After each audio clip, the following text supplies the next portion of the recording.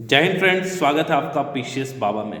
दोस्तों, आज के वीडियो में हम बात करेंगे जेपीएससी में जो आपका लैंग्वेज पेपर होता है उसके रिगार्डिंग, क्योंकि ये लैंग्वेज पेपर मैं देख रहा हूँ लगातार जब से 7 to 10 जेपीएससी का मार्कशीट जारी हुआ है उसके बाद से आपके डायरेक्ट मतलब कॉल्स आ रहे हैं, मैसेज आ रहे हैं टेलीग्राम में या फिर यूट्यूब में ही आप वीडियो में कमेंट कर रहे हो कि सर कौन सा लैंग्वेज पेपर लिया जाए, आपने कौन सा लैंग्वेज पेपर लिया था, आपको क्या लगता है किस लैंग्वेज में ज़्यादा नंबर मिल रहे हैं या फिर किस लैंग्वेज को अगर हम लेके आगे बढ़े तो हमारा सिलेक्शन के जो चांसेस है वो 100% हो जाएगा। ठीक है, तो आज का जो हमारा पूरा का पूरा वीडियो है वो डेडिकेटेड होगा लैंग्वेज पेपर। मैं आपको बता दूं, जो जेपीएससी का मेंस होता है सबसे पहले आपका क्वालिफाइंग पेपर एक होता है जिसमें हिंदी और इंग्लिश होता है। ठीक है, उसको बस आपको क्वालिफाई करना होता है। उसके बाद आपका आता है लैंग्वेज पेपर। लैंग्वेज पेपर में आपको क्या करना होता है कि आपको एक लैंग्वेज सेलेक्ट करना होता है लैंग्वेज पेपर आपको, एक मिनट, हाँ, तो लैंग्वेज पेपर आपने सेलेक्ट कर लिया तो उसके बाद क्या क्या ऑप्शन है लैंग्वेज पेपर में? खोटा है, नागपुरी है, संथाली है, पंचपर्णिया है, उरांव का जो है, उसके बाद हिंदी है और इंग्लिश है। इस तरह के लैंग्वेजेस हैं जिसमें से आपको सेलेक्ट करना होगा और वो टोटल होता है 150 नंबर का, मतलब 150 नंबर का, और उसे आपको एग्ज़ाम में लिखना होता है। तो अभी जब मतलब जैसे ही जेपीएससी का रिजल्ट आया उसके बाद एक भूचाल सा मच गया, क्योंकि कुछ लैंग्वेज रिलेटेड ऐसे शॉकिंग न्यूज़ आ रहे थे जिसको देख के आपका भी सर चकरा जाएगा। मतलब आप सोचोगे कि लैंग्वेज पेपर में क्या इतना ज़्यादा पार्शियलिटी होती है।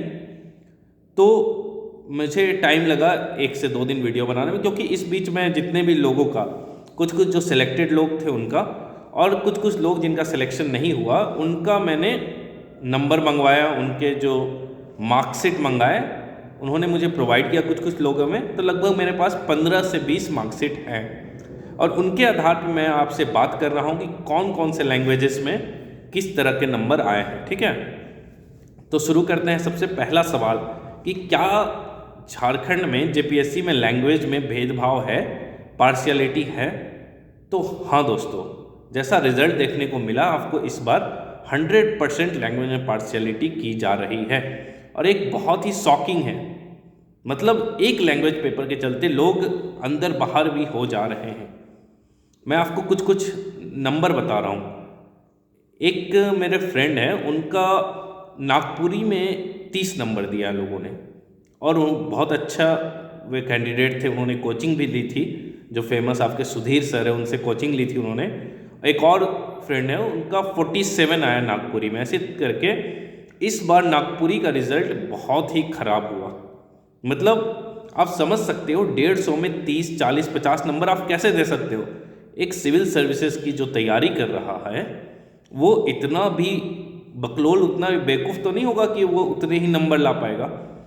तो कॉपी बहुत ही खराब चेक हुई है और ये जागने का, सोचने का समय है, क्योंकि अगर इस तरह की पार्शियलिटी होगी लैंग्वेज में तो सिलेक्शन प्रोसेस ही पूरा का पूरा क्वेश्चन में आ जाएगा। सिलेक्शन प्रोसेस कभी भी क्लियर नहीं होगा।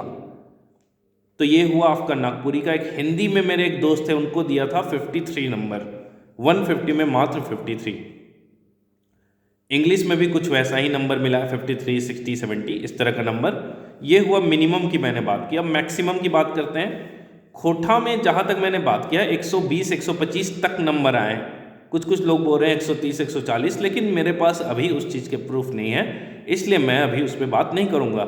मेरे पास 125 तक के प्रूफ है, तो मैं बता रहा हूँ कि 120, 125 खोटा लैंग्वेज में मिला है। ठीक है, और 150 में 120 तक लाना ठीक है, जा सकता है, लेकिन अगर आप 140 दे रहे हो तो वो थोड़ा डाउटफुल चीज़ है। मतलब खोटा में मिला जुला के नंबर दिए गए हैं अच्छे। नागपुरी में आप देखो तो बहुत कम लोग हैं जो बोल रहे हैं कि मेरा 100 आया, 110, उस तरह के बहुत कम लोग हैं। मतलब नागपुरी का मार्किंग बहुत कम आया। इसी तरह आप इंग्लिश में भी देखोगे तो 85, 90 जो टॉपर है उनका भी 100 के आसपास नंबर आया है। हिंदी में 1-2 लोग का ही, मतलब बहुत कम लोगों का 100 से क्रॉस किया है, नहीं तो उनका भी उसी रेंज में है।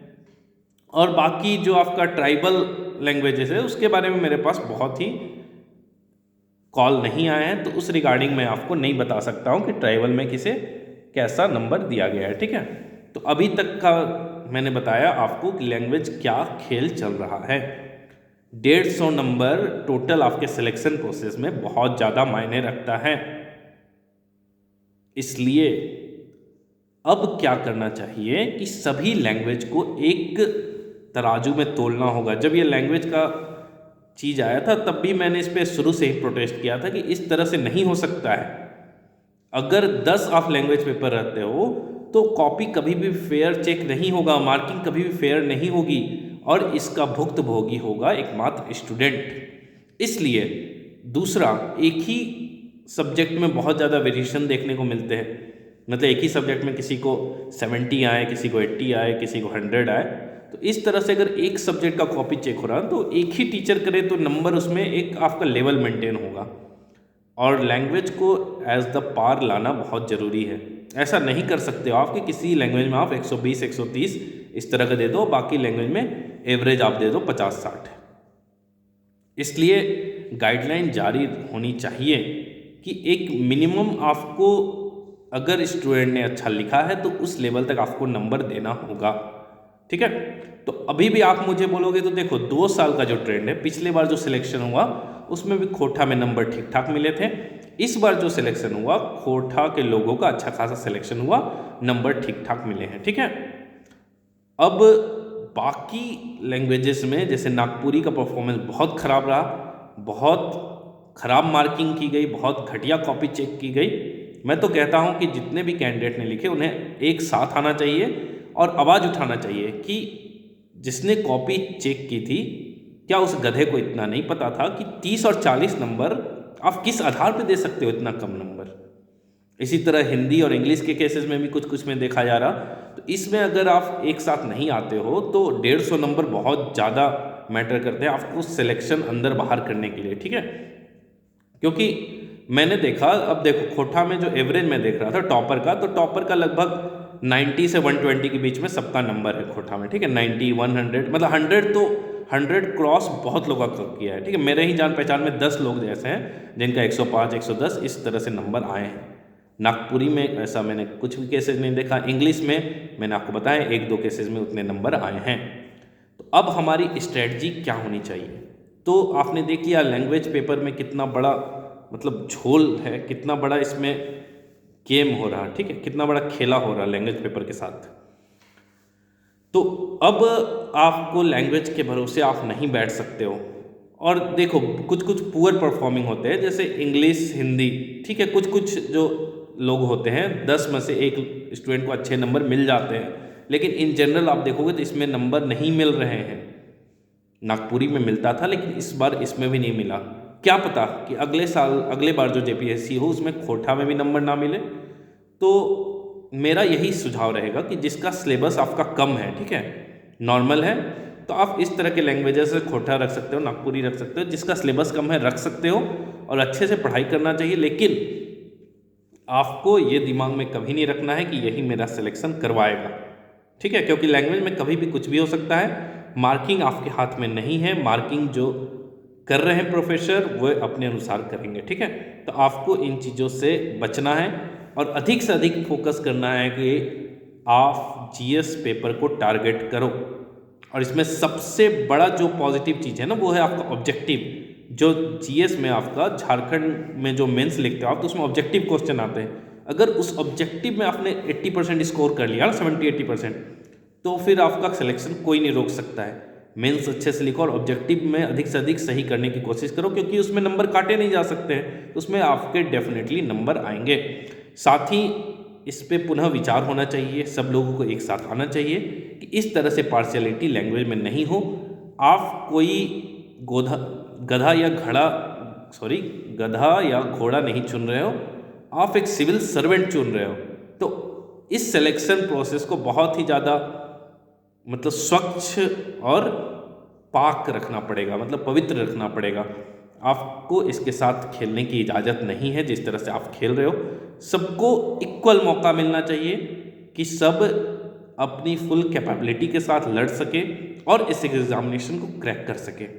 रही बात मेरी, तो मैंने खोटा लिया था मेरे पास, क्योंकि मेरा सेकेंड लिस्ट में नंबर आया था, जो हाई कोर्ट के जजमेंट में आया उसके बाद मेरा रिज़ल्ट आया था। तो मेरे पास टाइम बहुत कम बचे थे लैंग्वेज पेपर को पढ़ने के लिए, इसलिए मैं मार्किंग पे नहीं बोल सकता हूँ। मैंने लगभग 15-20 दिन ही जो था खोटा लैंग्वेज को पढ़ा, उसमें 2-4 5-5 घंटे मैंने दिए थे, लेक्चर देखा था, तो उसी से मेरा जो 76 नंबर आया था खोटा में। अगर मुझे टाइम मिल गया होता तो शायद इसमें मैं एक्सेल कर जाता, तो फिर आज कुछ और होता, लेकिन जो चला गया सो चला गया। तो ये लैंग्वेज का आपका पूरा का पूरा था कि आपको क्या करना चाहिए, कैसे करना चाहिए। अगर इसमें भी आपको कुछ डाउट है तो आप कमेंट करेंगे। बाकी GS1, GS2, GS3 में कैसे क्या प्लानिंग करना है, क्या करना है, उस पर भी मैं आगे वीडियो लाऊंगा।